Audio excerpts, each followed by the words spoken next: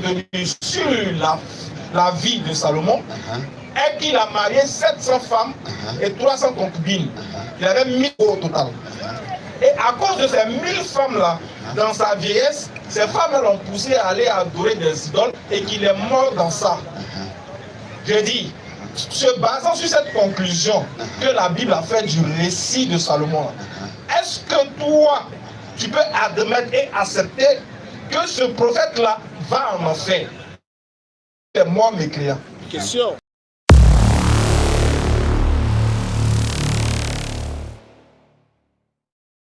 Sallallahu alayhi wa sallam et son messager. De prime abord, je tiens à réattester encore devant vous, ainsi que devant les caméras, j'atteste qu'il n'y a aucune divinité qu'Allah et j'atteste que Muhammad sallallahu alayhi wa sallam est son messager. Et je suis du nombre des soumis. Qu'Allah fasse que nous mourons tous dans sa soumission totale à sa volonté et qu'il nous accorde le repos éternel en compagnie des champions du Tawhid, j'ai nommé Muhammad sallallahu alayhi wa sallam. Alhamdulillahi rabbil alamin. Sans autre forme de procès, nous allons rentrer directement dans le vif du sujet, dans là où nous sommes arrêtés le jeudi passé. Mais avant de rentrer dans le vif du sujet, je tenais à vous adresser la salutation qui transcende toute barrière linguistique et qui transcende aussi toute notion du temps et de l'espace. Cette salutation-là qui est employée, qui n'est rien d'autre que Assalamu alaikum wa rahmatullahi wa barakatuh. Assalamu alaikum wa rahmatullah. Voilà, c'est maintenant que je vous sens. Alhamdulillah, cette salutation-là n'est rien d'autre que la paix. C'est une transmission de paix entre une créature. On se transmet la paix, on se dit que la paix de Dieu soit sur toi, que la paix du tout miséricordieux, que la paix du tout puissant soit avec vous, t'accompagne. Que cette paix-là soit dans tes activités, que cette paix-là soit dans ton travail, que cette paix-là soit dans ton foyer, que cette paix-là soit dans ton entreprise, dans tout ce que tu entreprends, que cette paix-là soit dans ton couple, que cette paix-là soit dans ta grande famille, que cette paix-là t'accompagne dans ton entourage et autres. Voilà pourquoi il est bon de répondre au salam. Il est bon aussi de transmettre ce salam-là, parce que nous sommes les adeptes du salam, la religion de paix. Assalamu alaikum wa rahmatullahi wa barakatuh. Alhamdulillah, nous sommes très contents. Je suis en particulier très content de vous retrouver. Bizarrement, chaque fois que jeudi arrive, je suis en extase. Je suis content de venir à Figayo pour retrouver mes frères et sœurs, pour échanger avec vous, pour vous faire le rappel ainsi qu'à ma propre personne, pour parler de l'islam, pour parler de notre belle religion, pour amener nos frères à être encore amoureux de leur religion, à être encore impliqués dans l'islam, à être encore impactés par l'islam. Moi, c'est un plaisir, c'est un honneur que Dieu me fait d'être présent parmi vous. Et chaque fois que ce jour-là arrive, pour moi, c'est comme une fête. Parce que je me dis, je vais retrouver encore mes frères avec qui on va sympathiser, on va échanger, on va déblatérer sur des sujets qui concernent la religion, des sujets importants. Voilà. Donc, soyez les bienvenus à ce rappel hebdomadaire de la DDR. Pour ceux qui ne me connaissent pas, je suis votre frère Ismaël Aka de la DDR. Le jeudi passé, on avait entamé l'explication ou encore les faits, les histoires des prophètes qui sont mentionnés dans le Coran. Et comme vous le savez, dans le Coran, Allah dit que c'est un livre qui est parfait en style et en sens, qui est émanant d'un sage qui est parfaitement connaisseur. Et le Coran est un livre qui va venir faire, qui va venir révéler, qui va venir raconter les faits des prophètes passés au prophète Muhammad Ali sallallahu alayhi wa sallam, auquel il n'était pas informé. Tout ça pour fortifier, pour qu'il sache qu'il se tenait dans la vérité, pour qu'il sache que la révélation qu'il a reçue émane du digne de louange, du connaisseur de toutes choses et du même Dieu qui a amené ces prophètes-là antérieurs. Donc le prophète Muhammad, qui n'était pas présent dans ces moments-là, va avoir des révélations, il aura une autre, on va dire, il aura la vraie histoire contée, mais la vraie histoire vécue, je vais dire, voilà, par ces véritables messagers de Dieu là. Et non l'histoire que les gens ont racontée de ces messagers-là qui sont faites de beaucoup d'erreurs, qui sont vraiment erronées.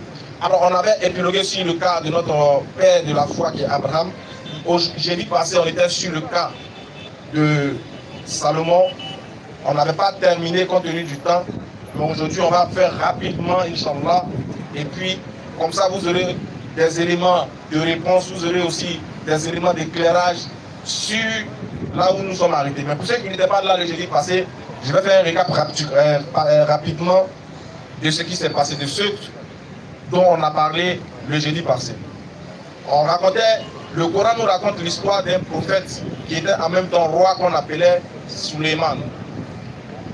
Ce roi-là, il était quelqu'un à qui Dieu avait donné beaucoup de ses grâces. Il avait la capacité de comprendre le langage des animaux, des esprits visibles et invisibles. Et Dieu lui avait soumis toutes choses, ou du moins beaucoup de choses, même les esprits visibles et invisibles, les animaux et autres. Il pouvait ordonner le vent, il pouvait ordonner les choses à des djinns, à des esprits, etc., etc. Un jour, il y a un oiseau qui va venir lui raconter l'histoire du genre. Il y a un autre peuple qui adore le soleil. Il a trouvé un autre peuple. Ce peuple-là était dirigé par une femme et ce peuple-là adorait le soleil. Chose que l'animal lui-même trouvait injuste aux yeux d'Allah. Et l'animal va transmettre, ou du moins l'oiseau va transmettre ce message-là à Salomon. Et Salomon, à son tour, va faire une lettre qu'il va écrire pour envoyer à cette reine qu'on appelle Balqis, mais dans d'autres versions, c'est la reine de Saba. Donc il va composer cette lettre-là et qui va lui transmettre, dans laquelle il stipule au nom d'Allah le tout miséricordieux, le très miséricordieux, lettre à laquelle il invite cette reine ainsi que son peuple à adorer, à délaisser l'adoration du soleil, à délaisser l'adoration de la créature et à venir à l'adoration du véritable Dieu qui est béni éternellement, qui est Allah subhanahu wa ta'ala. Et on a vu que cette reine-là, en retour, lorsqu'elle va recevoir la lettre, elle va réunir son conseil. Elle va leur demander de tabler sur la question. Donc, ils vont décider premièrement d'amener des présents, des cadeaux à Salomon pour essayer de voir s'il n'est pas un simple roi. Mais elle a dit, si on envoie les cadeaux qu'il accepte, c'est qu'il est simplement un roi. Mais s'il refuse, c'est qu'au-delà d'être un roi, c'est un prophète. Parce que les rois acceptent les cadeaux, ils acceptent les biens matériels là, au détriment de ce qui est primordial. Voilà où on s'est arrêté. Parce que lorsqu'ils vont aller présenter ses offrandes, ses cadeaux à Suleiman, il va les retourner en leur disant d'aller dire à la reine que lui refusait ces cadeaux-là, mais de surcroît qu'il allait venir, si elle refuse d'adorer Allah, qu'il allait venir pour combattre ce peuple-là. Et ils vont repartir vers la reine pour lui retransmettre le message. En ce moment-là, la reine maintenant va décider elle-même de se déplacer en personne pour aller rencontrer cet homme-là. Parce qu'après ça, elle a constaté que cet homme-là n'était pas simple. Donc elle décide maintenant de se déplacer pour aller rencontrer cet homme. Or, cette reine-là avait un royaume, elle avait un trône plutôt, qui était vraiment sublime, qui était beau, qui était joli à voir. Et elle va confier la garde de son trône à quelqu'un. Elle va demander à ses gardes de bien surveiller son trône. Parce qu'elle s'élève de son trône, elle va dans un autre peuple, rencontrer un autre roi. Donc elle demande aux gens de bien sécuriser son trône, elle revient. Alors quand elle va aller, le récit du Coran va être encore plus éloquent, nous donnant certains détails et précisions sur lesquels ensemble on va marcher pas à pas pour la bonne compréhension de tous. Alors pour ceux qui ne connaissent pas le récit, ça se trouve dans la sourate 27. On va commencer à partir du verset 38, chers frères et sœurs. J'ai positionné le temps.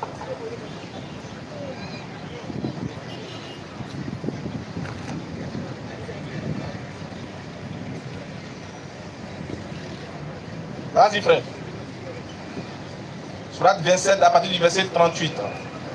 Il dit au notable, qui de vous m'apportera son trône avant qu'il ne vienne à moi soumis. Donc, quand la reine va décider de se rendre chez Salomon, Salomon qui était un prophète puissant, à qui Dieu avait donné beaucoup de choses, à qui Dieu avait soumis beaucoup de choses, il était en même temps roi, mais en même temps prophète. Il ordonnait aux esprits visibles et invisibles certaines choses pour montrer sa puissance, pour montrer que Dieu l'avait comblé des bienfaits, Dieu l'avait comblé des choses extraordinaires. Il va réunir ces gens, les esprits visibles et invisibles, et il va les demander une chose. Il va les poser cette question. Le Coran dit, Moïse dit, vas-y. Il dit, oh notable, oui. Qui de vous m'apportera son trône avant qu'il ne vienne à moi soumis? Donc il demande à ces notables. Bon, la reine elle arrive. Par exemple, elle quitte par exemple à Bassam, elle vient à Yopougon rencontrer le roi. Le roi sait qu'elle arrive. Et puis il demande à ses notables. Il dit, parmi vous là, qui peut, parmi vous, qui peut prendre le trône de la reine là, où elle s'est levée là?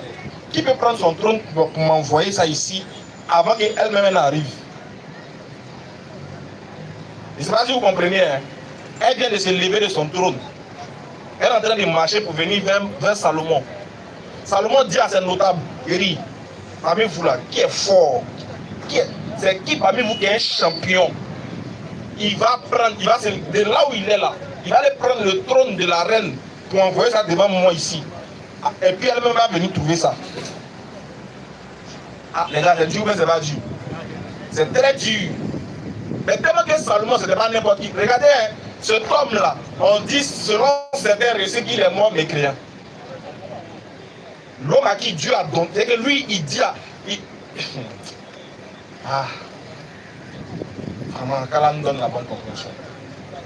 Voilà pourquoi souvent il dort, il me réveille, il dit, hey, j'espère qu'il ne s'est pas devenu ou pharaon. Pardon. Il ne faut pas m'enlever dans l'islam. Parce que c'est l'islam seul. C'est-à-dire que c'est quand tu vas pénalty, il ne marque pas. L'autre a dit, il n'y a pas besoin de pénalty. Couvre même, il est là. Il dit, avant que tu n'aies cligné de tes yeux seulement, je t'amène ça. Je dis, si un djinn a la capacité d'amener quelque chose avant que toi tu ne clignes de tes yeux, à quoi moins ton créateur? Et nous on demande à Dieu, ça fait 2 mois, il n'a pas encore donné, non. On se pose la question, on a fait quoi à Dieu? Non, on n'a pas composé le vrai numéro. Oui, on n'a pas composé Kun Fayakun. Quand tu composes le vrai numéro, il dit, hein, tu n'as pas besoin de te réveiller pour aller au travail pour que l'an vienne. C'est parce que tu dois faire ça. Sinon, quand tu dormais là, Dieu a déjà prévu ton an de la journée. Toi, tu t'es levé, tu es venu faire le processus seulement. Toi, tu n'as fait qu'accomplir ce que Dieu voulait. Tu arrives au Jassa, il y a au moins 90 personnes qui vont aller. Mais il dit, dans les 90 personnes là, Dieu sait pour chacun. Chacun rentre à la maison avec quelque chose. Ce n'est pas parce que tu es venu vite, hein. C'était déjà prévu. Allah dit dans le Coran. Ce n'est pas par vos forces que vous acquérez ça. C'est moi qui vous ai déjà donné. Il est dispatché à chacun. Ce que chacun doit gagner là. Moi, j'ai déjà géré ça tout. Maintenant, vous savez, le djinn dit avant que tu ne clignes des yeux là, moi, il t'a amené ça. Mais quelqu'un aurait pensé que le djinn avait un pouvoir. Mais qu'est-ce que le tafsir va nous dire? Ce fut d'après Ibn Abbas un génie appelé Asaph. Le scribe de Salomon, que Dieu le salue. C'était un scribe de Salomon, oui. Selon Yazid ben Roman, c'était Asaph ben Barkia, un génie véridique qui connaissait le nom sublime de Dieu. C'était un génie sublime qui connaissait le nom de Dieu. Voilà pourquoi il avait... Maintenant, nous là-haut, nous les hommes, est-ce qu'on ne connaît pas le nom de Dieu? J'ai dit, on vous dit qu'on fait école de ça, non? Les Asmawa, Sifat, c'est pas ça? C'est ça. Mais pourquoi les galères? Comment toi tu connais le nom d'Allah? Toi tu connais les 99 noms d'Allah. Tu connais, tu sais qu'il y a certaines invocations là, ça ne tape pas pour toi. Mais pourquoi ça ne va pas pour toi? Comment c'est fait que lui, on précise bien, il connaissait, il avait des secrets. Donc dans les zikr, dans les 99 noms d'Allah, il y a des codes, il y a des secrets dedans. Que quand un musulman prend, quand un musulman maîtrise, quand un musulman applique, il n'y a pas fait de dire 2025 sera ton année. Je te promets que 2025, je prophétise sur ta vie que 2020, Ils ont dit ça en 2014, poteau, 2015, poteau. J'ai dit quand en 2025, toi tu attends encore prophétie.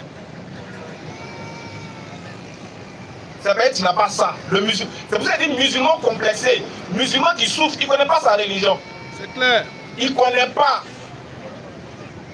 Si on va te demander, il y a les vrais codes qui fait que tu ne peux pas moisir. Même quand tu as 1000 francs, ton Eric, tu souris, tu brilles quelqu'un qui a 100 000. Quand toi, tu mets un parfum de psychologie, quand tu arrives, tu sens bon que celui qui a quitté à Paris. Ça, c'est le musulman qui connaît sa religion. Voilà pourquoi on ne peut pas le blaguer un miracle. Parce qu'un miracle, là, ça dort chez lui. Mais écoutez maintenant la précision du tafsir. Vas-y, frère. Il fut prêt à le lui apporter en un clin d'œil. Puis ses genoux se leva pour faire ses ablutions. Écoutez ce que le djinn va faire. Avant de faire ça, là, il a dit à Salomon, avant que tes yeux vont bouger, là, moi, je t'ai envoyé ça. Maintenant, regardez le code que le génie fait maintenant. Il se lève. Qu'est-ce qu'il fait? Il se leva pour faire ses ablutions. Il allait prendre ses ablutions d'abord. Premier code, le musulman doit être toujours en ablution. Et si là-bas?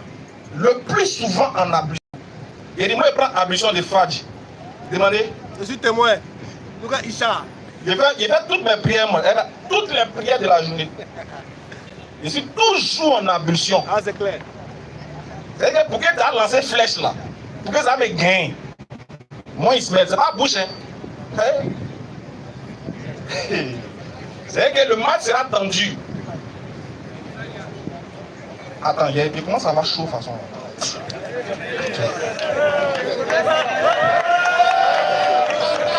Voilà. C'est pas il y avait chaud de toute façon. C'est une flèche qui voulait venir de toute façon. Ah, Dieu merci. Ah, mais quand même. Il dit, les musulmans qui doivent passer à lever les mains, moi.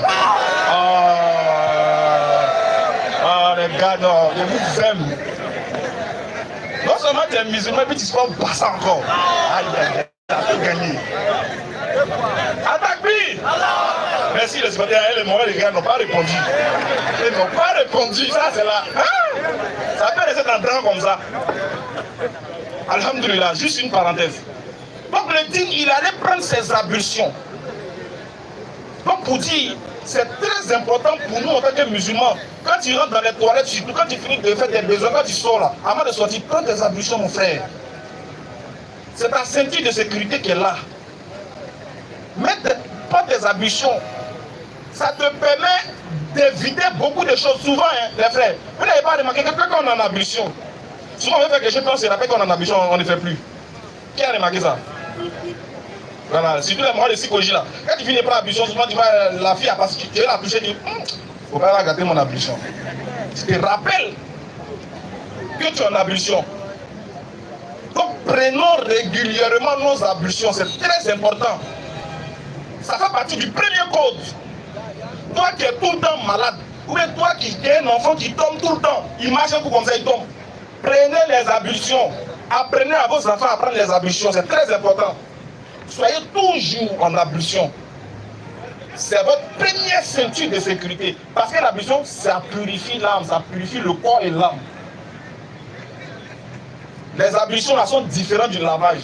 Quand tu prends, c'est précis, mais c'est profond. Donc soyez toujours en ablution. Donc le deuxième point qu'on doit retenir, c'est l'invocation d'Allah. Frère, on ne prend pas pour chanter Imra. On ne prend pas ablution pour chanter Didi B. On ne prend pas ablution pour aller regarder les trucs sur TikTok. Premier code, quand tu finis de prendre ton ablution, le deuxième point c'est quoi? L'invocation d'Allah. Quand tu es au travail, tu as fini de prendre tes ablutions là. Tu n'es pas obligé d'avoir chapelet dans ta main. Invocation d'Allah, ça peut se passer de ton cœur. Tu es là, puis de ton cœur, tu es en train d'invoquer Allah. Tu marches, tu es en train d'invoquer Allah. Tu es dans le taxi, tu es en train d'invoquer Allah. Le seul point où on n'invoque pas Allah, nous on connaît, c'est la douche. Mais quand tu sors, tu as fini de prendre tes ablutions là, tu es dans l'invocation perpétuelle d'Allah. Quand tu es en face d'une situation, tu invoques là, tu dis, Allah, il faut sensible. Pour faire que ça se passe bien. Quand tu es dans un peu être la première personne à qui tu penses, c'est Allah. Parce que son invocation dans ton cœur est perpétuelle. Toi, un homme qui fait ça là, mon frère, tu ne connais pas. Vas-y frère. Donc le djinn, il prend ses ablutions. Deux, il commence à invoquer Allah par ses mots en disant, vas-y frère. Ô notre Seigneur. Il dit, oh notre Seigneur, oui. Et Seigneur de toutes choses. Et Seigneur de toutes choses, oui. Il n'y a de Dieu que toi. Il n'y a pas, il dit même les esprits invisibles ont confirmé le code. Toi, vas-y frère. Apporte-nous son trône. Il dit, il n'a pas fait. On veut trône. C'est le djinn qui donne ordre à Allah. Attends, oui. Est-ce que tu as compris ce que ça veut dire? Ça veut dire que quand tu es connecté à Allah, tu lui donnes des ordres, il obéit. C'est kun fayakun. Parce que tu es en connexion avec lui, il dit Allah, apporte-nous le trône. Et puis qu'est-ce qui va se passer? Et le voilà devant Salomon qui le scruta et le contempla avec ses chefs. Est-ce que ça chauffe? Ça ne peut pas chauffer. Il n'est pas. Est-ce que vous avez vu, il a fait rakat, 2 rakat, 12 rakat, 80. Il a fait des zikr, subhanallah. Non, hein? Ablution, invocation. Et puis la foi que ça va se passer. Il dit à la fois envoyé. Qu'est-ce qu'elle a fait? Il a envoyé. Toi, tu es supérieur au djinn. Elle a dit que toi, tu es le champion des djinns. Toi, tu es le vicaire. Toi, tu es le boss des boss. Toi-même, tu peux commander les djinns. Si je ne m'abuse. Parlant, quand Dieu veut parler de Sourate 6, verset 121. Quand il veut parler de ceux qu'il guide, quand Dieu veut guider quelqu'un, qu'est-ce qu'il lui fait? Maintenant, toi-même, tu décides d'aller choisir ta religion. Toi-même, tu décides de laisser ce que tu as. L'islam dit, bon, je vais choisir une autre religion. Mais qu'est-ce que Dieu dit? Sourate 48. Je vais aussi la sourate 68 à partir du verset 7 à 8. Quiconque Allah veut guider, il ouvre la poitrine à l'islam. Je vais voir sourate 66 et pardon, 68, verset 6. Pardon, 61, 6. Pardon, 61, 6. Comment on peut faire ça? Qu'est-ce qu'on peut dire? Vraiment, ça fait mal. C'est choquant quand on voit que les gens n'ont pas compris l'islam. Voilà pourquoi toi, musulman, tu t'attends à quoi? 61, verset 4. On va voir.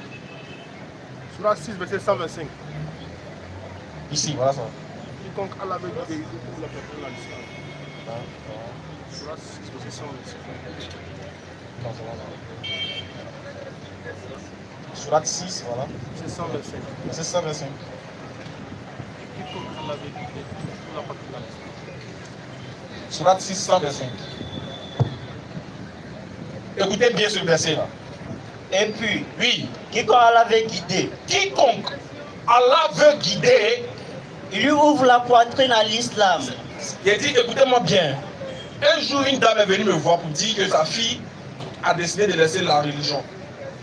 Subitement, parce que c'est les femmes, souvent les gens aiment manipuler pour les faire sortir de l'islam. Et je disais à la dame, la vieille, pas pleurer. Ta fille là, si elle a la capacité de faire un choix, de choisir une autre religion que l'islam là, il n'y a pas deux options. C'est-à-dire que la première chose là, elle ne connaît pas l'islam. Elle n'a jamais connu l'islam. Et le pire, c'est qu'elle va faire croire qu'elle était musulmane, mais c'est qu'elle ne connaissait pas l'islam. Mais de deux, ce qui fait plus mal, c'est que non seulement elle a été manipulée, mais elle est manipulée encore pour faire une chose qui est grave. C'est que quand Dieu dit, quand lui veut te guider, quand lui t'aime là, qu'est-ce qu'il fait? Il lui ouvre la poitrine à l'islam. Il ouvre ton cœur à l'islam. C'est pas toi-même qui choisis. Est-ce que vous avez compris? C'est pas toi qui choisis, c'est Dieu même qui ouvre ton cœur à l'islam. Quand il veut te guider, il ouvre ton cœur. Il ouvre ta poitrine. Tu ressens des sensations que tu as envie de te prosterner. Tu as envie d'adorer Dieu comme il se doit. Quand là, t'aimes là, il ouvre ta poitrine à l'islam. Vas-y. Et quiconque il veut égarer, Mais quand Dieu ne t'aime pas, quand il veut t'égarer, qu'est-ce qu'il fait? il rend sa poitrine étroite et gênée. Il te rend gêné. Lorsqu'on entend parler, lorsque tu entends l'islam dans ton cœur, tu n'es pas à l'aise. Quand tu entends le musée en train d'appeler la prière, tu n'es pas à l'aise. Tu veux vite quitter les lieux. Quand tu vois un musulman, quand tu entends l'islam là, tu as envie de vomir. C'est l'effet de. Dieu dit c'est quand il veut t'égarer là. Quand tu as ce genre de symptômes. Qu'Allah te donne la bonne compréhension. qu'Allah fasse de nous des musulmans sincères et pieux. On a compris au travers de l'histoire de Suleiman, parce que après, quand il va demander à la reine de renier ses idoles, exactement elle va le faire. Elle et son peuple vont attester qu'il n'y a aucune divinité qu'Allah. Elle et son peuple vont devenir des soumis, des musulmans, au travers du message et au travers de la démonstration de force que Dieu va mettre à Salomon, que Dieu va donner à Salomon. Et cet homme-là, Allah dit dans le Coran, il n'a jamais été mécréant. Mais c'est plutôt les djinns, après la mort de Salomon, qui ont penché vers la mécréance. Et ils ont saigné des choses, de la magie aux autres. Celui que Dieu choisit pour transmettre son message, pour manifester sa volonté sur la terre, ne peut en aucun cas être un mécréant. Car Dieu a la capacité de pouvoir choisir les personnes qu'il connaît déjà d'avance. Voilà pourquoi nous, on vous rassure. Pour vous dire, la leçon à retenir de cette histoire que le Coran nous a racontée, c'est qu'il faut demeurer ferme dans la foi, combattre la mécréance et surtout ne pas nous empêcher de maîtriser le code de notre religion, le code de notre spiritualité pour pouvoir avoir une vie stable ici-bas et aussi dans l'au-delà. Sur ce, assalamu alaikum wa rahmatullah, merci de m'avoir écouté et qu'Allah nous donne la bonne compréhension et que ce rappel-là nous soit bénéfique et profitable. Alors, on va passer maintenant à la série des questions, s'il y en a, Inch'Allah. Assalamu alaikum wa rahmatullahi wa barakatuh. Le frère Madou est demandé pour sa question. Madou chrétien. Le frère Madou chrétien est demandé pour sa question. Ouais. Il a fui. Non.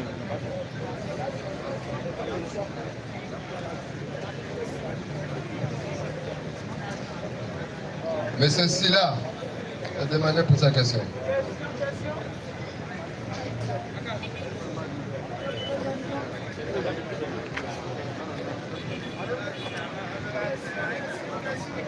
Salam alaikum Issa. Wa alaikum salam. Alors, ma question est un peu bizarre. Comme il n'y a pas de question bête, donc allons droit au but. Alors, ma question est la suivante. J'ai parcouru, n'est-ce pas, sur TikTok, un Oussad, ce que je vais dire son nom, qui a appelé sa fille Natacha.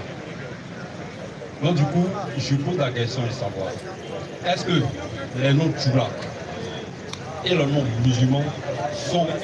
Tous les noms Tchoula sont forcément musulmans, mais tous les noms musulmans sont forcément Tchoula. Parce que je n'ai rien compris là, c'est pour poser la question. La question est très simple. Est-ce que, on dit, excusez-moi du thème, hein, on dit souvent les corps, eux ils ont les noms par exemple comme ça, comme ça, DPK, etc. Est-ce que, merci Sandrine par exemple, est-ce qu'un musulman peut appeler sa fille Rebecca ou Natacha ou Sandrine? Je veux juste savoir.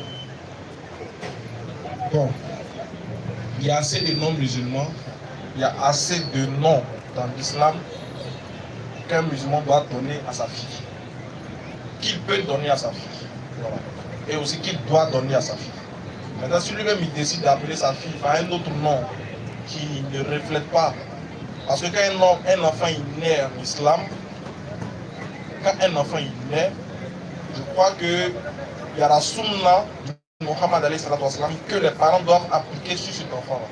À savoir, faire l'azan dans ses oreilles, faire son baptême et lui donner un nom. Très bien. Je ne pense pas qu'un musulman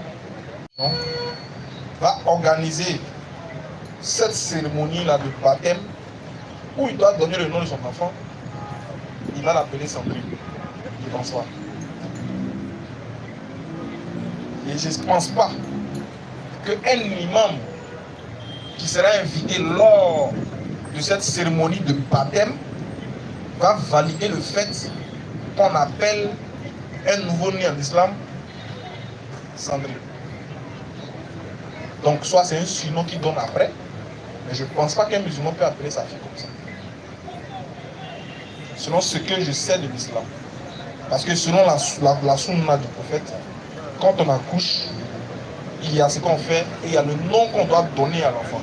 Et le nom qu'on doit donner à l'enfant doit refléter notre religion. doit refléter notre foi. Si je ne comprends pas un mot, parce que pour aller directement, hein, j'ai vu que ça dernier dans un documentaire, il disait où sa fille était traquée à la maison, là où les chrétiens venaient dire à sa fille des mots déplacés. Dans sa fille, ça ne peut pas Natacha, c'est un surnom.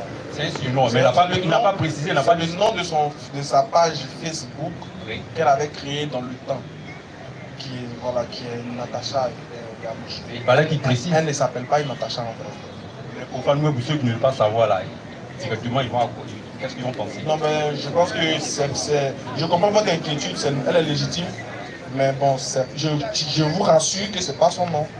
Voilà, elle a un nom propre islamique à elle. Natacha, ce n'est pas son nom, c'est un surnom de sa page Facebook. J'avais deux questions, mais j'ai laissé la latitude aux autres de poser les questions. Okay. Merci. Donc, vous pouvez poser la deuxième. Ok, il n'y a pas de problème. Qu'Allah nous donne la bonne compréhension. Il pose une bonne question aussi parce que il se peut que d'autres aussi se sont posés cette même question-là. Donc on tient à préciser que ce n'est pas son nom propre à l'état civil. C'est son nom, on va dire un pseudo sur Facebook. Voilà, sur les réseaux sociaux. Voilà. Monsieur Traoré demandé pour sa question. Ah, bonne arrivée. Comment allez-vous? Tu n'as pas vu mon invité? Ah, il faut faire vite, parce que quand le temps va venir, on va pas vite finir. Monsieur Traoré.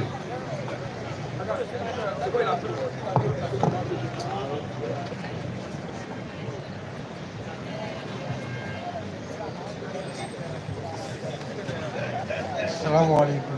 Wa alaikum salam. En fait, j'ai besoin d'une explication. Dans la sourate, verset 5. À travers la sourate 5, verset 5, est-ce qu'un musulman peut marier une femme juive?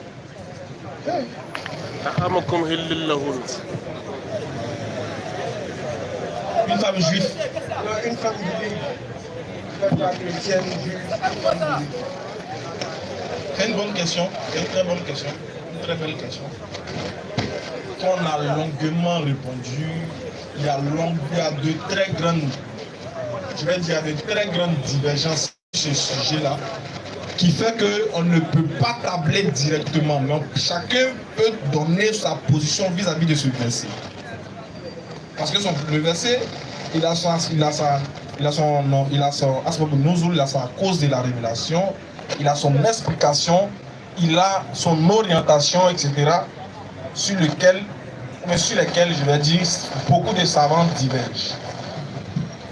Mais la question de savoir est-ce qu'un musulman peut épouser une femme des gens du livre, comme vous ne voulez pas employer le mot, des gens du livre, cette question-là, moi je pense que, au-delà du fait que certains de nos savants, ou bien certains imams, aient donné leur position claire, il y a aussi le Coran qui est clair.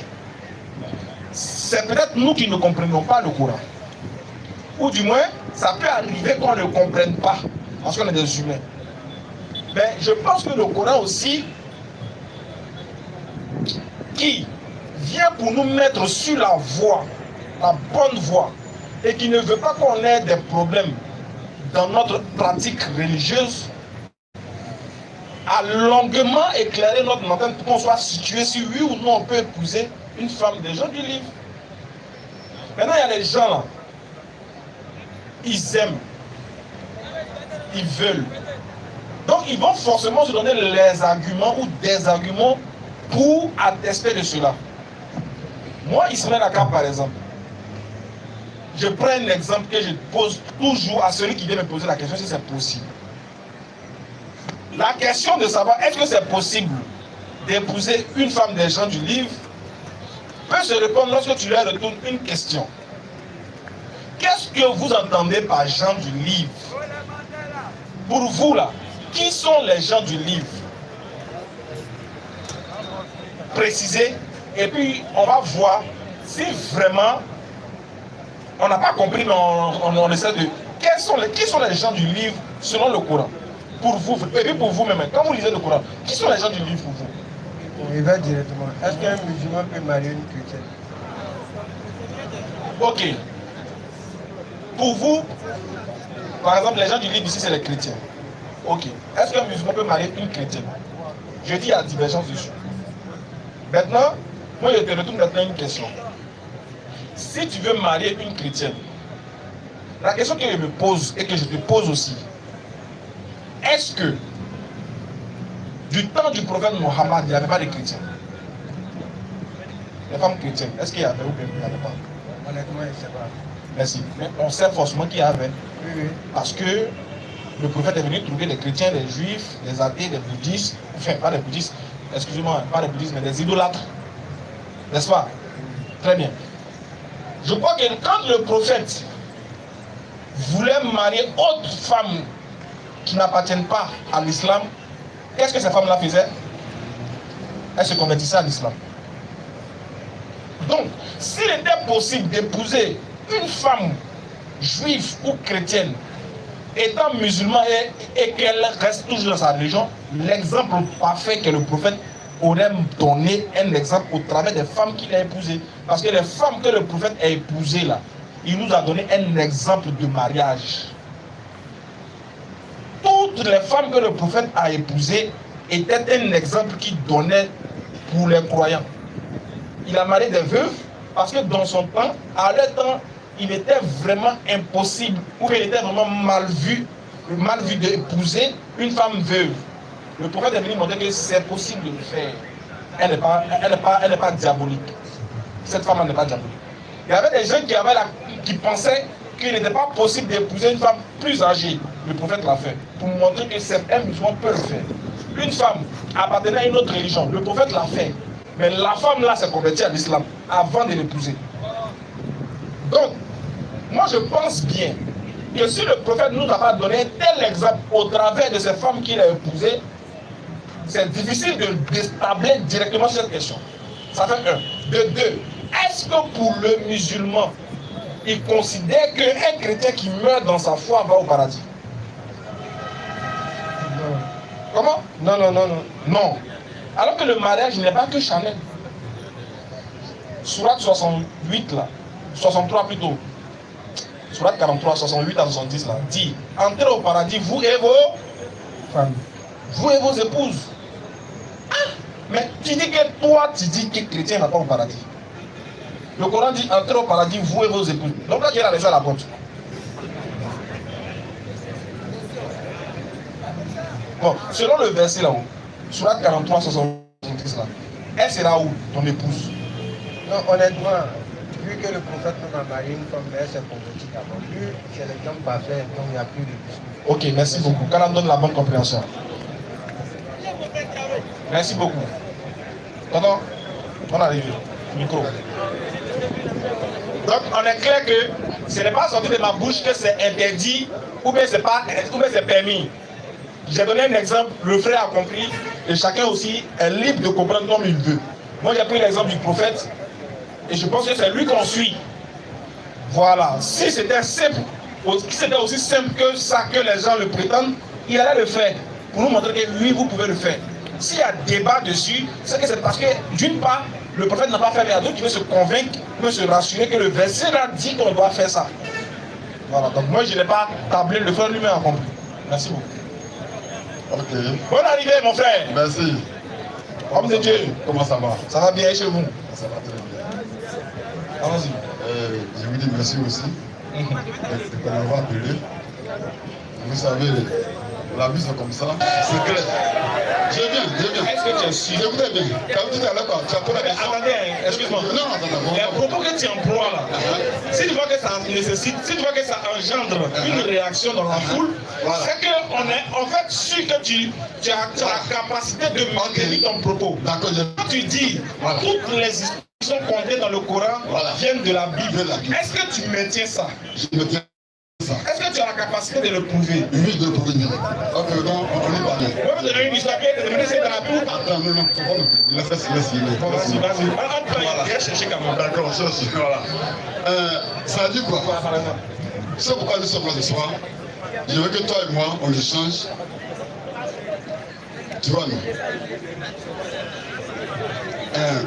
Écoutez bien. Vas-y. Nous sommes des frères, des droits des frères.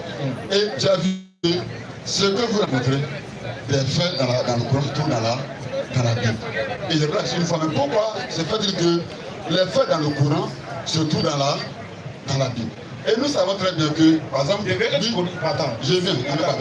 vais te permettre de corriger quelque chose. Faut pas dire, je veux que tu dises, pour toi, tu penses que certains récits du Coran se trouvent dans la Bible. Voilà, c'est mieux. Ça là, je vais te laisser, je vais te concéder ça. Voilà, ok. Faut dire, Ismaël, je pense que certains récits du Coran sont peut-être dans la Bible. Ok. Faut parler comme ça. D'accord. Faut répéter. Donc, je répète. Comme le Coran, ce n'est pas la totalité. Mais c'est que le Coran parle d'Abraham, ça parle de Jésus, ça parle de Salomon, toutes ces personnes que nous connaissons. Voilà, c'est pas ça d'une certaine manière. Puisqu'il sait que les mêmes personnes retournent là-bas. Ok. Or, il sait que lui et moi, je suis plus âgé que lui. Ça, c'est le voir, je suis plus âgé que lui. Donc, si je suis plus âgé que lui, et que moi, ma vie se trouve dans sa vie, il y a des preuves. C'est pourquoi ça fait-il que les faits que nous connaissons dans la Bible, il y a des preuves 2000 ans, 3000 ans avant Mohamed, se retrouvent dans le Coran. On dit non que c'est une révélation. Avec Mohamed a reçu une révélation. Et voici que je viens devant toi aujourd'hui sur ça de Salomon, que tu as dit ici le samedi, pardon, le jeudi passé, comment Salomon, un oiseau, a envoyé une lettre à la femme, la reine de Séba. La reine de Séba, c'est comme on dit, la reine de Séba, c'est l'Éthiopie. Peter Israël a envoyé une lettre à la reine de Séba qui est en Éthiopie. Or, ce contexte-là, d'abord, tu apprends que entre Salomon et Jésus, il y a un fait se trouver sur la terre, ça fait 1500 ans. Et lui, il vient, il dit non, c'est une révélation. Et puis, il donne. Dans le Coran, tu as dit, j'ai compris. Ce soir, ça dit que ma question. Moi aussi, Baoulé, Baoulé aussi, c'est ça. Donc, les Baoulé, on l'a l'histoire. Ils sont quittés au Ghana, en Côte d'Ivoire. Ça fait au moins 200 ans que l'histoire est là. Et on connaît l'histoire des Baoulé. Est-ce que, toi, c'est mal la carte, c'est-il possible que quelqu'un peut falsifier l'histoire des années Baoulé à partir d'une révélation? Là seulement après qu'il est au Nigeria ou bien au Congo, un individu qui a dit non, moi je sais là moi. Et il vient dire un fait, concernant les Baoulé, lundi soir, il était au Ghana venu en Côte d'Ivoire. Et si on dit tu vas à Consacration, les pères, ils ont l'histoire des Baoulé, de l'histoire des Baoulé. Donc, est-ce qu'il est possible qu'on peut falsifier l'histoire d'un individu à partir d'une révélation? Il a dit quoi? Pourquoi? Parce que l'histoire de Salomon, quand il parle de la Bible, il y a au moins 3 chapitres. C'est pas Salomon. Et quand on parle Samuel, un roi, 2 rois, et chronique, pas de l'histoire de Salomon. Salomon a été roi en Israël. Et même il ne sait pas même comment il est né, même comment son papa a rencontré sa maman, dans quelles conditions, comment il est né, comment il a été roi, comment il a régné, comment il a fait tout ça, c'est écrit, c'est écrit sur 3 différentes personnes qui ont écrit tous ces livres-là sur la vie de Salomon. Et moi je viens voir que dans le Coran, on raconte la même histoire, mais sur une autre forme. Ça ne va pas dire qu'on n'y croit pas. Moi, c'est pas dire qu'une histoire d'un individu. Parce qu'il a été roi en Israël. Comme on dit le président en Côte d'Ivoire, comme Oufoué, comme Bédé, il a été roi. Donc, s'il a été roi, calmez-vous s'il vous plaît. Si, ça veut dire quoi? Il a été roi dans un pays et que sa vie a été écrite. Son papa, David, sa vie a été écrite. Sa vie a été écrite. Comment je peux dire que ma question, c'est que dans le Coran là, c'est différent de ce qui est dans la Bible. Tu as répété ça plusieurs fois. C'est très bien comprendre. Ok. Tu l'as répété et je vais te répondre de manière simple. Ce qui me démontre une chose vraie n'est pas son ancienneté. C'est pas parce que quelque chose est passé avant que si tu racontes maintenant, mais d'une autre façon, que ce que tu dis est faux. Il se peut que ce qui a été raconté avant a été raconté dans la fausseté jusqu'à ce que l'événement présent vient nous donner des faits plus concrets, plus exacts. Exemple, on a des histoires, comme on a dit avant, mais quand les gens sont allés faire des recherches archéologiques, ils ont vu que c'était faux. Vrai ou faux? On est d'accord? Très bien. Maintenant, ce qui démontre que ce que le Coran dit est vrai par rapport aux autres récits, c'est le contenu. Étudions le contenu. l'un de vos contenus, ou du moins la fin de votre contenu sur la vie de Salomon, est qu'il a marié 700 femmes et 300 concubines. Il avait 1000 au total. Et à cause de ces 1000 femmes-là, dans sa vieillesse, ces femmes l'ont poussé à aller adorer des idoles et qu'il est mort dans ça. Je dis, se basant sur cette conclusion que la Bible a fait du récit de Salomon, est-ce que toi, tu peux admettre et accepter que ce prophète-là va en enfer? C'est moi, mes clients. Question. Merci là-bas. Donc, on répond maintenant à ta question. Voilà, c'est ce que je veux. Réponds à ma question. Nous avons lu la Bible. Lisons la Bible. Voilà. 1 roi 1 roi 11. Verset 3. Non, on n'est pas le verset 1. C'est la verset 3 dans le Ok, d'accord. C'est la verset C'est quoi, ça va continuer? 1 roi 11, verset 3.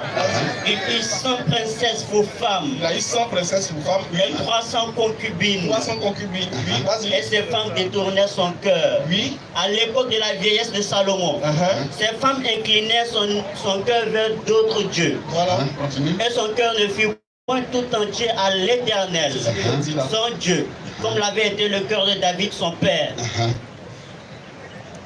Continue. Salomon alla après Astarté, divinité des Sidoniens, et après Milcom, l'abomination des Ammonites. Et Salomon fit ce qui est mal aux yeux de l'Éternel. Et il ne suivit point pleinement l'Éternel, comme David son père. Alors Salomon bâtit sur la montagne qui est en face de Jérusalem un haut lieu pour Kémosh, l'abomination de Moab, et pour Moloch, l'abomination des fils d'Ammon. Et il fit ainsi pour toutes ces femmes étrangères qui offraient des parfums et des sacrifices à leur Dieu. L'Éternel fut irrité contre Salomon parce qu'il avait détourné son cœur de l'Éternel, le Dieu d'Israël, qui lui était apparu 2 fois. Il lui avait à cet égard délivré d'aller après d'autres dieux, mais Salomon n'observait point ses ordres de l'Éternel. Et l'Éternel dit à Salomon, puisque tu as agi de la sorte et que tu n'as point observé mon alliance et mes lois que je t'avais prescrites, je déchirerai le royaume de dessus toi et je le donnerai à ton serviteur.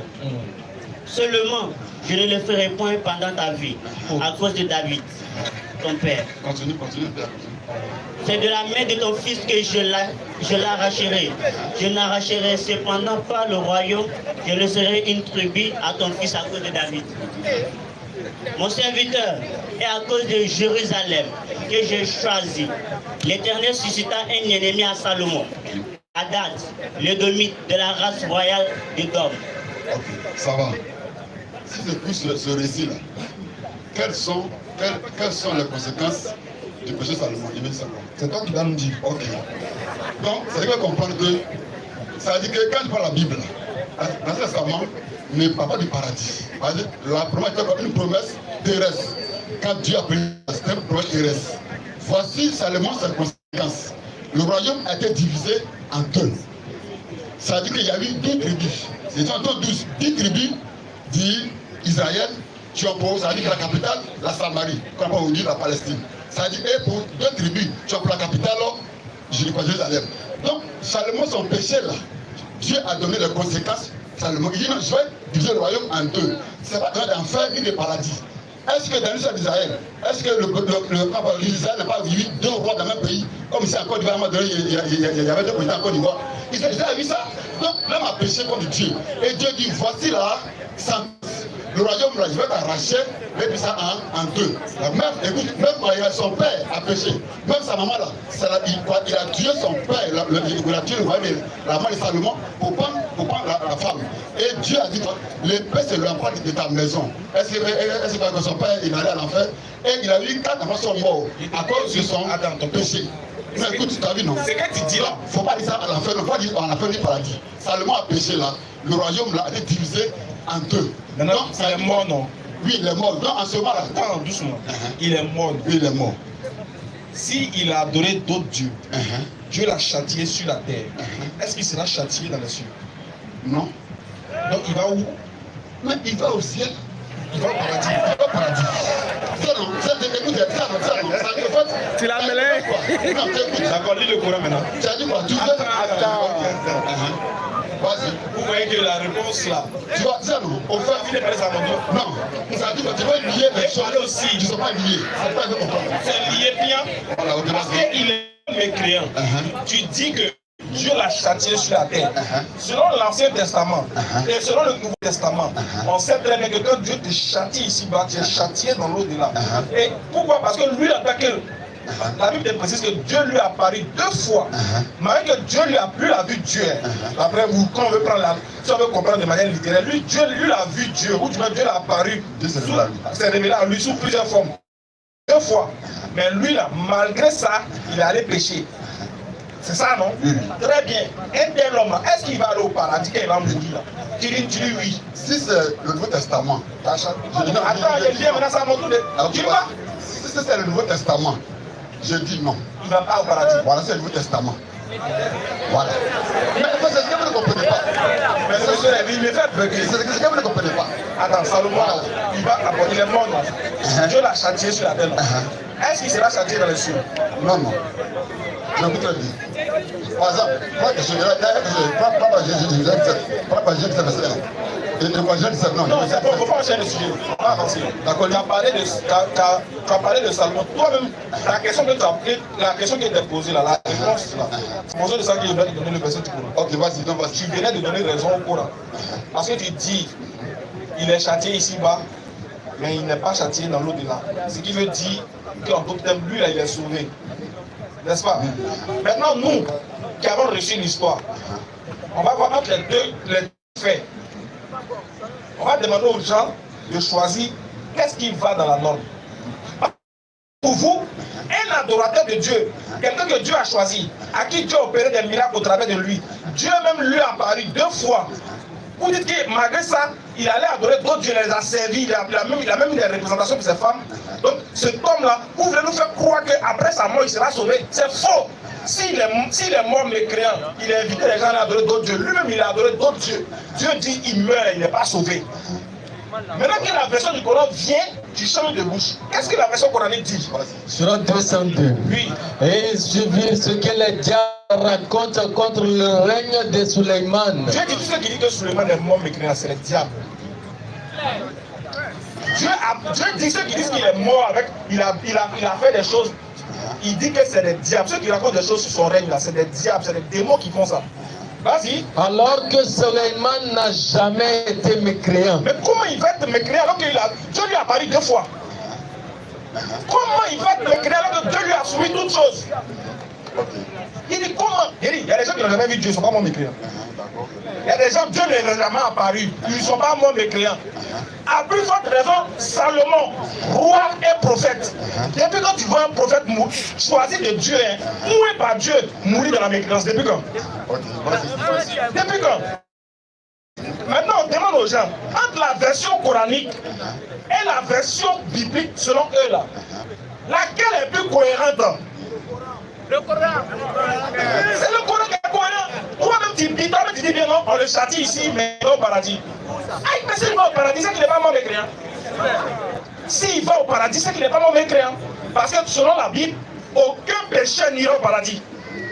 Tu es d'accord avec moi? Aucun impudique, aucun idolâtre n'ira au paradis. Selon le Nouveau Testament. Alors, si aucun impudique, aucun idolâtre ira au paradis, pourquoi Dieu fait l'exception avec Salomon? S'il est mort selon toi dans l'idolâtrie. Donc s'il est mort dans l'idolâtrie, c'est qu'il est parti en enfer sans embouteillage.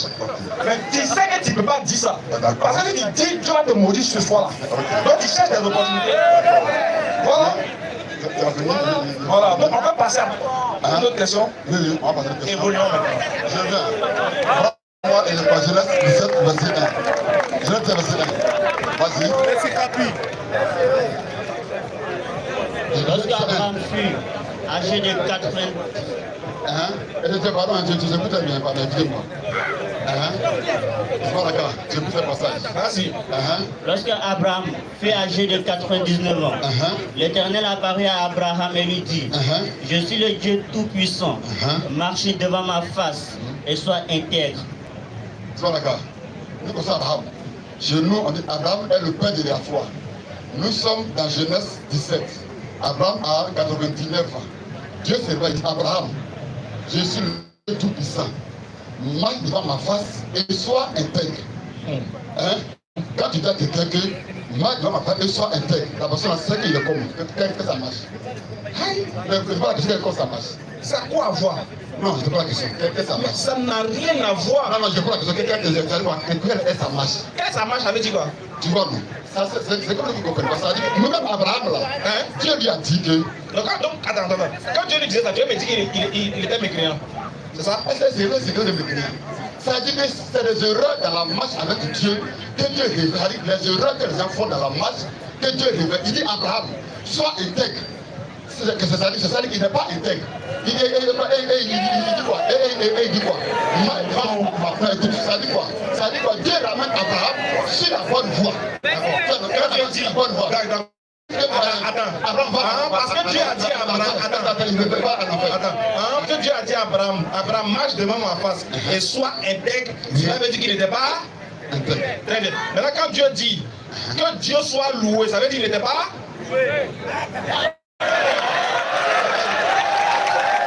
la Bible dit que Dieu soit loué, ça veut dire qu'il n'était pas.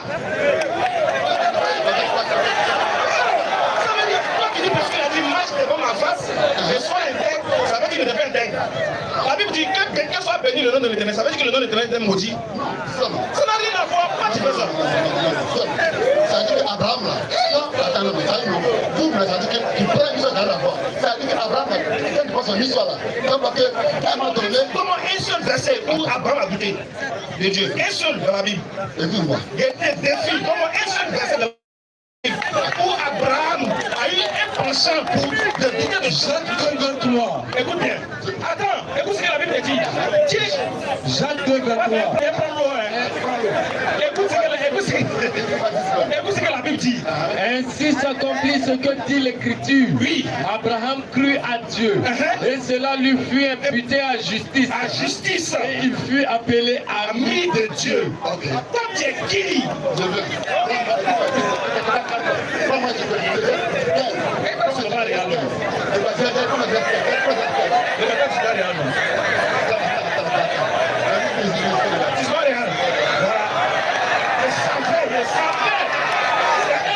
c'est un seul qui peut faire ça. C'est le comportement des morts là. Non, avant, il n'est pas mon mort là. Vas-y, là, vas-y. Mais on te dit qu'il était ami de Dieu.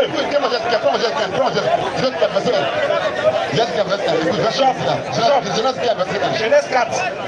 Genèse 15 premier. Après ces événements, la parole de l'Éternel fut adressée à Abraham dans une vision. Et il dit, Abraham, ne crains point, je suis ton bouclier et ta récompense sera très grande. Stop.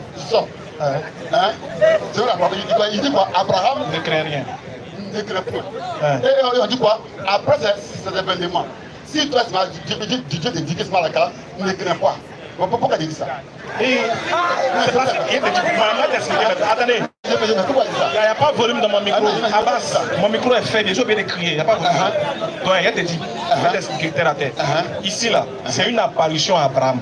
Abraham, c'est un être humain. Quand Dieu lui apparaît, là, c'est normal qu'il ait peur. Et ça, là, chaque fois que Dieu apparaît aux gens, aux prophètes, c'est ce qu'il a dit. Ne craignez point. Parce qu'une apparition fait peur. Lorsqu'un ange apparaît, l'homme qui voit l'ange, même l'homme qui voit cette apparition est troublé. Même quand Moïse est allé à la montagne, qu'il a vu le feu en train de brûler, il s'est troublé. Dieu dit, n'aie pas peur. Calme-toi, quand tu te trouves dans la vallée de Siwa. C'est comme ça que Dieu fait. Ça ne veut pas dire que le gars là, il ne croit pas en Dieu. Mais... Non. C'est le fait de voir l'apparition qui l'effraie. Donc Dieu le rassure pour lui dire que c'est moi, je suis là. Calme-toi, ne crains rien, je suis ton bouclier. Ça n'a rien à voir avec le fait. Et puis une crainte, c'est un humain. Il peut craindre, mais ça n'a rien à voir avec sa foi. Il peut craindre peut-être pour sa vie, mais pas pour sa foi. Il peut craindre pour un événement, mais pas pour sa foi. Tu comprends, non? Voilà. Abraham répondit, Seigneur éternel. Comme il a su que c'est comme pour Pourquoi il dit Seigneur éternel? Abraham répondit, Seigneur éternel, que me donneras-tu? Je m'en vais sans enfant. Et l'héritier de ma maison, c'est Eliezer de Damas. Oui. Et Abraham dit, voici, tu ne m'as pas donné de postérité. Il s'agit de quoi ici? De sa vie, non? Est-ce que c'est de sa foi? Ah non! Ici il s'inquiète parce qu'il est vieux, il est en train de mourir, il s'en va, il n'a pas d'enfant. Tu vois, il n'a pas d'enfant. Il est vieux, il est en train de mourir, il n'a pas d'enfant, il n'a pas de descendance. Quelqu'un qui va perpétuer sa renommée derrière. Donc il dit à Dieu, ah voilà, je suis vieux, il m'en veut, tu ne m'as pas laissé de postérité. Oh, le seul garçon qui est dans ma maison là, c'est mon serviteur qui est là. Donc il ne sait pas comment il a fait, il n'y a pas de descendance. Tu vois? Maintenant Dieu lui... Ah, toi tu dis que non, parce que Dieu lui a dit ne crains rien, ça veut dire qu'il avait une crainte par rapport à quoi? Est-ce que c'est à sa foi, ou bien s'il avait une crainte par rapport à son physique, ou même par rapport à un événement? Il est vieux, il meurt, il sait qu'il va mourir bientôt, il veut un héritier. Donc il demande ça à Dieu. Ça a quoi à voir? Voilà, ok, je viens. Quand tu passes là, quand on va au verset 16, Abraham il a fait quoi? Il a fait quoi? Quand on va au 16, il a fait quoi? Vous voyez, Abraham a pris quoi? Agar, sa servante, pour faire enfant. Il n'a pas pris. C'est quoi? Agar n'a pas pris. Ça veut dire que Abraham n'a pas pris Agar comme femme. Comme ça. Non. C'est sa femme. Voilà. Prends voilà. Ma servante là. Voilà. Pour faire enfant. Non, pourquoi? Non. Pour faire enfant avec elle. C'est parce qu'elle a dit aussi. On va lire. Oui, Sarah, femme d'Abraham. Je lui avais point donné d'enfant. Elle n'a pas donné d'enfant, oui. Elle avait une servante égyptienne nommée Agar. Elle avait une servante égyptienne nommée Agar. Et Sarah dit à Abraham. Voici. L'Éternel m'a rendu stérile. Dieu m'a rendu stérile. Viens. Je te prie. Vers ma servante.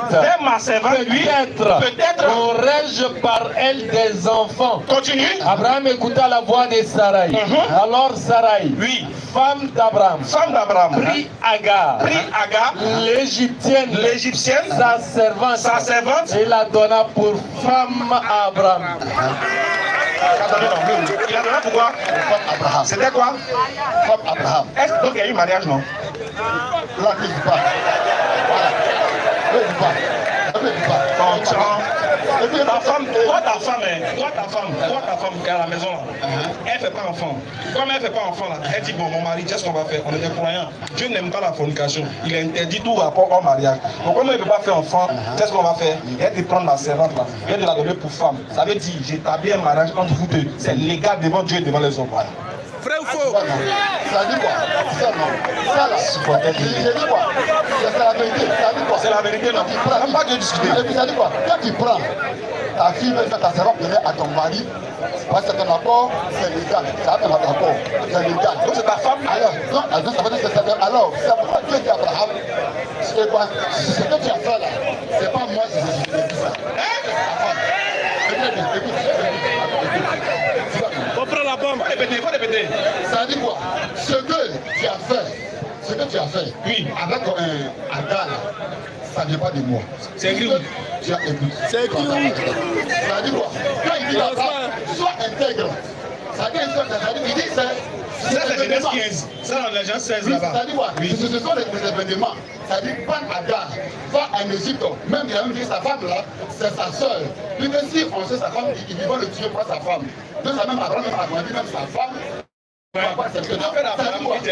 je viens. Ça dit quoi? Tous ces événements-là, ce sont des erreurs dans la masse avec Dieu. Que Dieu était vrai. C'est le cas d'Abraham, le cas de David et le cas de Salomon. Il a fait des erreurs dans sa masse et Dieu a divisé le royaume en deux. Donc il dit maintenant, c'est l'enfer. Parce que c'est pas l'enfer qui parle. Dieu parle des erreurs dans la masse avec lui. C'est-à-dire que le péché. D'accord, mais le problème c'est que tu ne contredis pas ce que le Coran dit. Le Coran dit que Abraham et que Salomon n'est pas mort mécréant. Toi tu dis quoi? Salomon est mort avec dans la tribu. Donc Salomon est mort mécréant. C'est ce que dit la Bible. Donc d'accord. C'est ce que dit. D'accord, donc attends. Salomon est mort mécréant. On est d'accord? Il est mort idolâtre. Bon, il n'y a pas de langage biblique, il est mort idolâtre. Maintenant, c'est le monde dans la Bible que les idolâtres iront en enfer. Je dis que on va confondre. Ça peut être confort. Ça t'oublie que nous sommes dans le Testament. On parle du paradis à un Nouveau Testament. Là, ça parle du paradis. Dans l'Ancien Testament, le paradis n'existait pas. Parce que le président c'est la terre. Dieu dit voici, tu obéis, voici la promesse. Ça veut dire que c'est la promesse terrestre sur la terre. Ton royaume là, ça va t'aider de ton père, de ton fils. Dans l'Ancien Testament, Pharaon est mort, non? Pharaon est mort dans l'Ancien Testament. Oui. Selon vous les chrétiens, Pharaon sera où? Oui, selon la Bible, Pharaon sera où? Quand c'est comme ça, tu vas voir la marmailler comme ça. Pharaon qui est mort là, il va où? Selon la Bible. Il n'est pas juif. Il est hébreu. Mais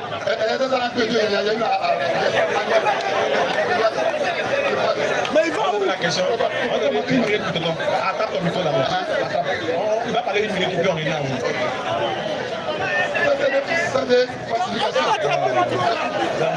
C'est pas facile à toi.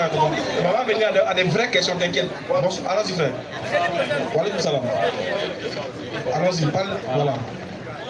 La question que je vais poser là, oui, c'est vraiment que les femmes expliquent beaucoup la question des femmes oui. Par rapport au mariage oui.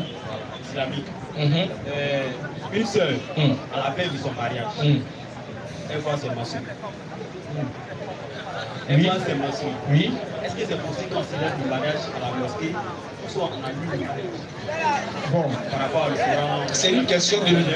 Oui, c'est une question de jurisprudence. Tu comprends? C'est une question de jurisprudence en ce qui concerne l'acceptation de la femme dans la mosquée ayant sa menstruation le jour du...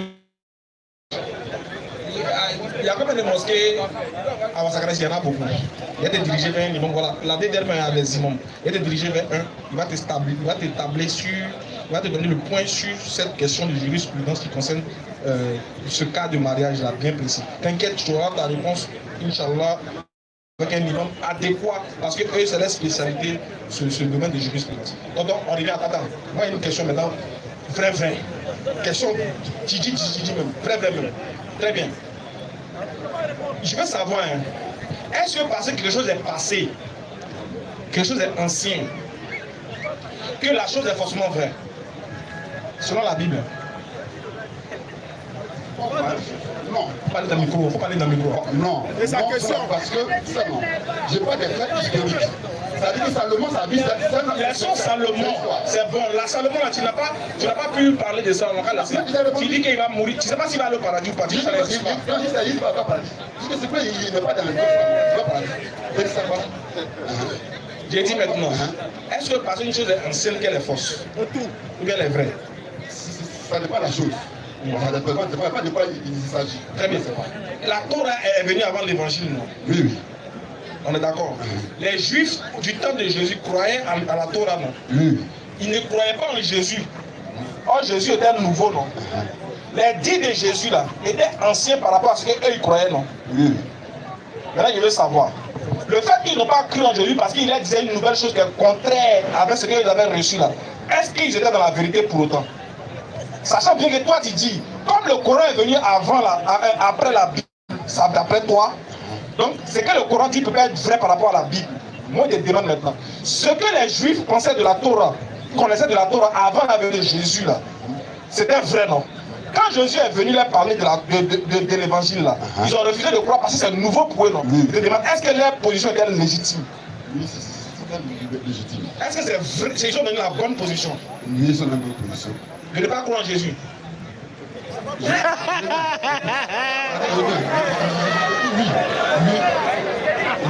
Donc ils étaient dans la bonne position, dans la légitimité, dans la légalité, de ne pas croire en Jésus. Oui.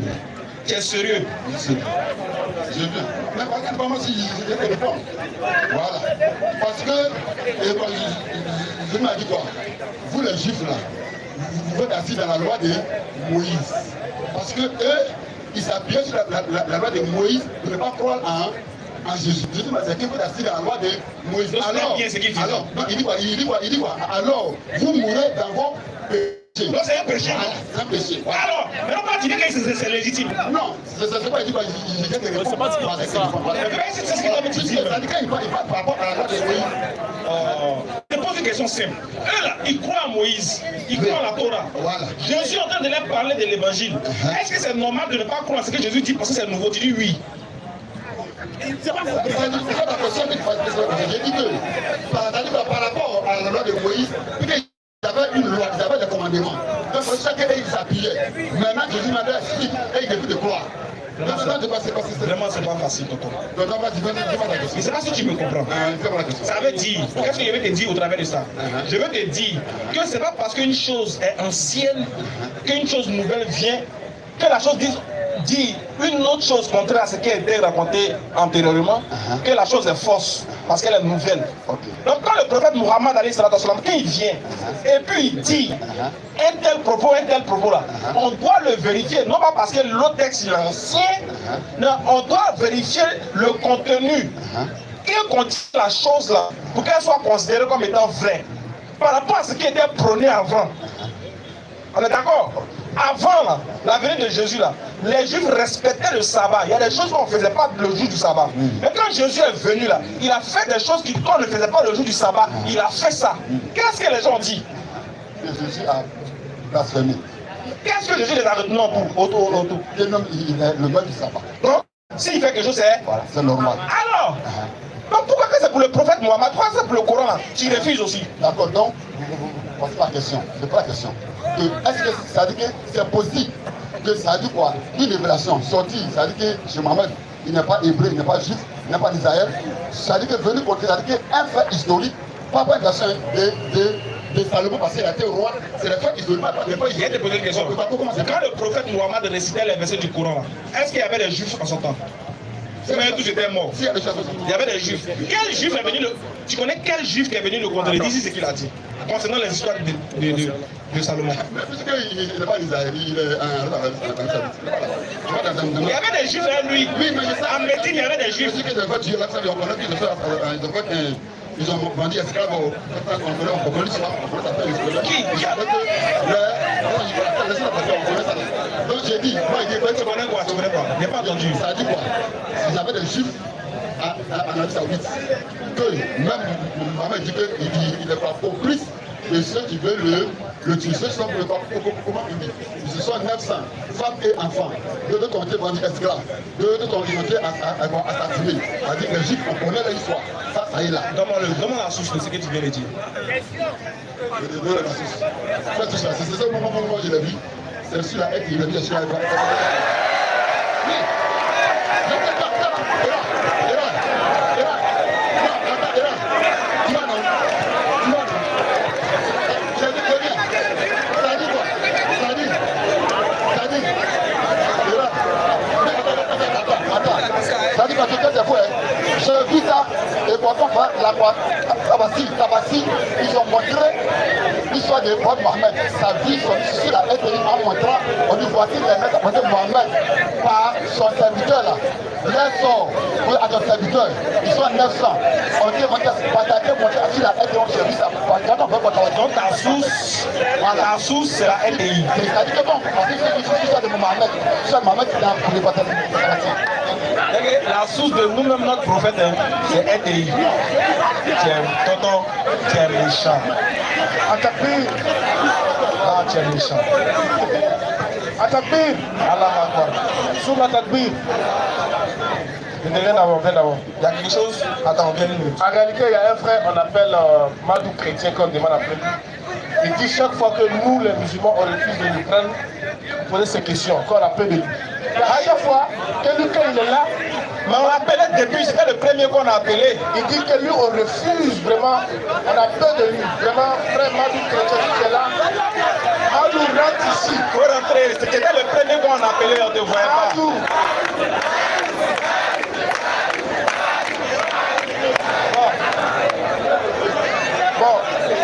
Voilà, frères musulmans, si vous le voyez après là, s'il dit on fait débat, vous dites que non. La guerre le cherche. On ne fait plus débat, lui, on attend. Voilà, ok, merci. Moi, c'est pas la carte. Mais c'est qui ce Madou là? C'est ma question. C'est ma question. J'ai dit, il faut m'expliquer clairement comment je t'ai déjà expliqué, je t'explique, je fais une phrase même. Pour t'expliquer, il n'y a pas besoin de faire un long discours. Je te dis, ce qui rend authentique les récits du Coran. Et puis d'ailleurs, ce que le Coran raconte n'a rien à voir avec ce que la Bible raconte. Il y a des histoires que le Coran raconte dont la Bible n'a aucune connaissance. Voilà, il y a des histoires qui sont dans le Coran, la Bible n'en parle même pas. Il y a des choses qui sont dans le Coran, des réponses qui sont dans le Coran que la Bible n'a même pas. Ça, en toute humilité, je le dis en toute humilité. Voilà. Donc, il y a les récits des prophètes que tu entends dans le Coran n'ont rien à voir avec ce qui est dans la Bible. Ça n'a rien à voir. Quand tu apprends du premier verset, c'est pas parce que tu entends le nom Joseph que tu as pensé que c'est le même récit qu'il a raconté. Souvent, ça n'a rien à voir. Souvent, il y a des faits qui sont coraniques qui ne sont pas bibliques. Tu comprends? Donc, le Coran ne s'est pas appuyé sur un récit passé pour le rendre authentique. Le Coran s'est appuyé sur la révélation divine. Parce que Dieu, bon, on va dire, c'est la révélation de Dieu qui directement à son prophète de ce qui est vrai qu'il a dit. Donc le Coran, là, il ne se base pas, écoute bien, il ne prend pas son appui sur la Bible. Non. D'accord. Voilà, pour te répondre de manière claire. D'accord, parce que comment Dieu, ça dit quoi? Le Salomon de la Bible, c'est pas ça, c'est dans le Coran. Ah si, voilà, si tu veux, tu prends ça comme ça. Oui, après le Salomon du Coran, là, lui n'est pas mort mécréant. Le Salomon de la Bible, lui, il est mort mécréant. C'est pas la même chose. Voilà, c'est pas le même. Voilà, t'as compris, non? Par exemple, pour vous, là, le Jésus de la Bible, là, selon vous, hein, le Jésus que vous appelez, lui que vous appelez Jésus, là, c'est pas lui, c'est pas dans le Coran. Par exemple, pour vous, là, le nom Jésus, là, on vous pose la question. Quand l'ange est venu parler à Marie, il ne parlait pas français, n'est-ce pas? On est d'accord, non? L'ange, il ne parlait pas français. L'ange, là, quel est le nom qu'il a donné à Marie? Donc, cette question-là, pourquoi tu connais là? Pourquoi tu connais? Parce que moi, je suis français, je ne parle pas le français. J'ai vu la Bible en français. Donc c'est juste que je connais. Quand tu connais, dis-moi le nom qu'il a parlé. Non, toi tu dis que tu m'as répondu que Marie n'était pas française, non? Oui, mais elle est hébreu. Donc puisque mon maman ne parle pas l'hébreu, donc tu es l'hébreu là. Non, dis-moi le nom. Donc tu sais très bien que Jésus là, c'est pas en hébreu. Alors que tu sais très bien que fais la translittération d'un nom. Un nom par lequel vous devez être sauvé. Parce qu'on dit qu'il n'y a aucun nom par lequel vous devez être sauvé. Un nom par lequel vous devez être sauvé a été traduit et ça a donné un autre sens. Et vous vous dites que c'est par ce nom-là que vous êtes sauvé. C'est pas moi, il doit te donner. C'est toi maintenant qu'un film de te parler, doit t'asseoir et te dire, ah, ce que Ismaël a dit, c'est pertinent. Parce que l'ange n'a pas parlé français. Si on est d'accord que l'ange n'a pas parlé français, il a donné un nom à la dame. Et normalement, c'est sur ce nom-là qu'on doit s'appuyer pour faire nos miracles. Parce que si on a donné un autre sens au nom, ou bien on a transféré le nom et que ça a donné Jésus, alors que c'est pas ça que l'ange a dit, posons-nous la question, ce Jésus qu'on emploie, ça vient d'où? Qui nous a inspiré à ce qu'on appelle ça Jésus? Donc vous devez chercher à savoir ça d'abord. Bon, ça c'est pas moi, c'est toi qui dois faire ça. C'est quand ça veut dire que la Bible contredit cela, ça se contredit. Que je cherche, mais la Bible ne dit rien. Dis-moi, je sais pas. Écoute, il t'explique. Regarde, il t'explique là d'abord. Selon vous, là, non, Marie parlait l'hébreu. Et que le nom donné en hébreu, c'est Yeshua. Alors que Yeshua, là, dans Esdras, là, il y a un autre qui s'appelait Yeshua avant la venue de l'ange à Marie. Quand on fait la translation en français, là, ça donne Josué. Donc normalement, Yeshua là, si tu veux donner sa version française, si on veut aller dans votre sens là, ça doit donner Josué. Comment vous avez fait pour c'est devenu Jésus?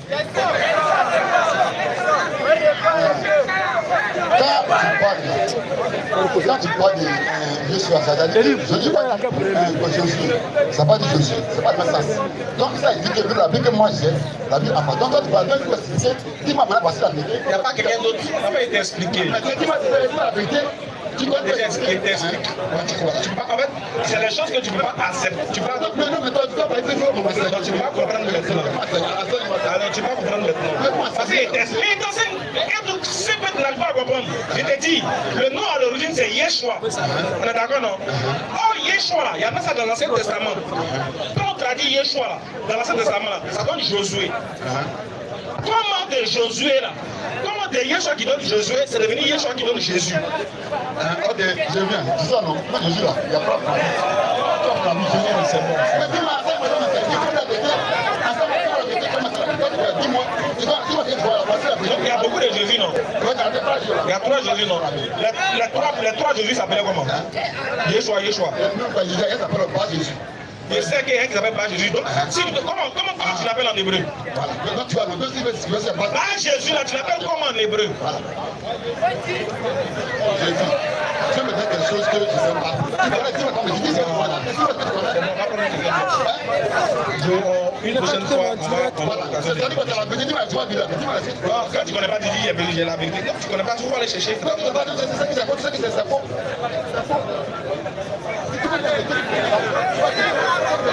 Une prochaine fois à le faire.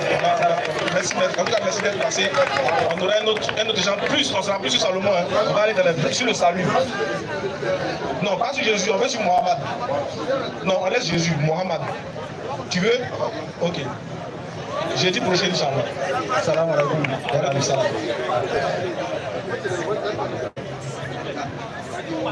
Je vais poser une question.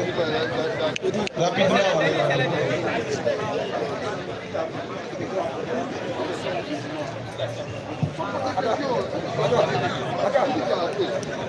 Oui, bon, je tiens d'abord à vous dire merci. Merci.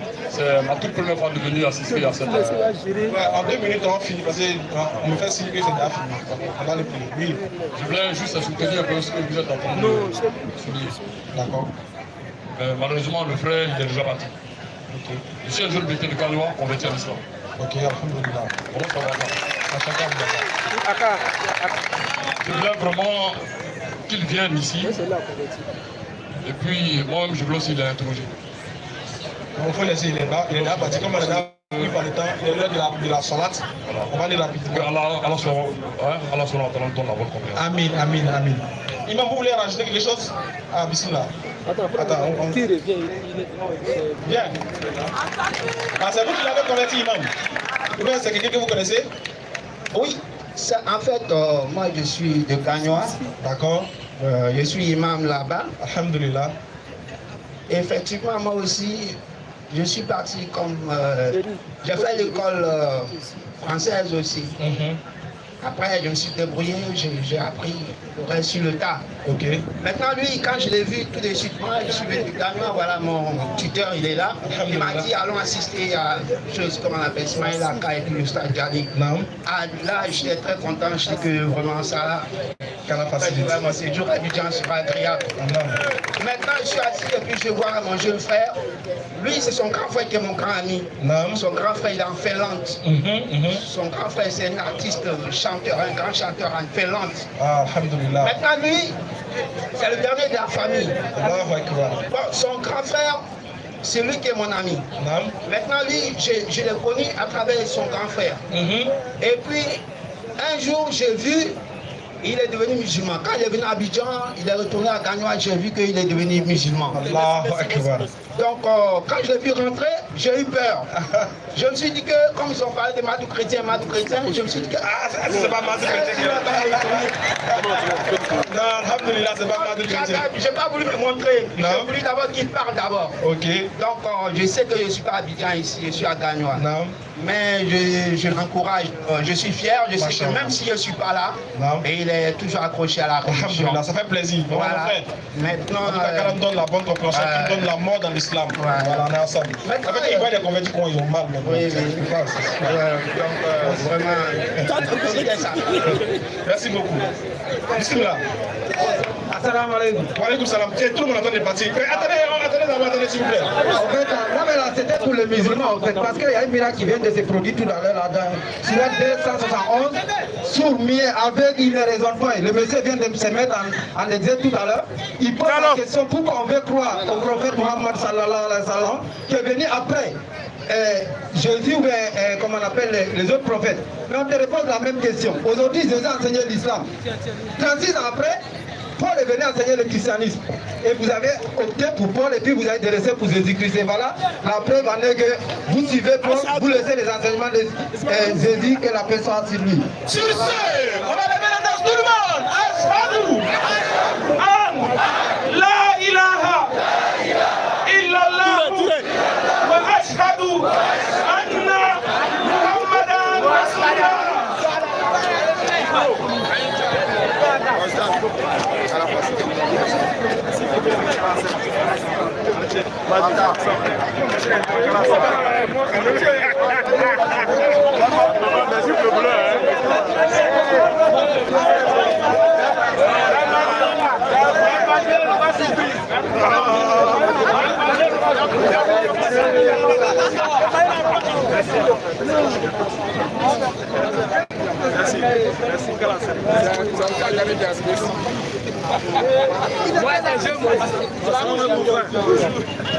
Merci, on est ensemble.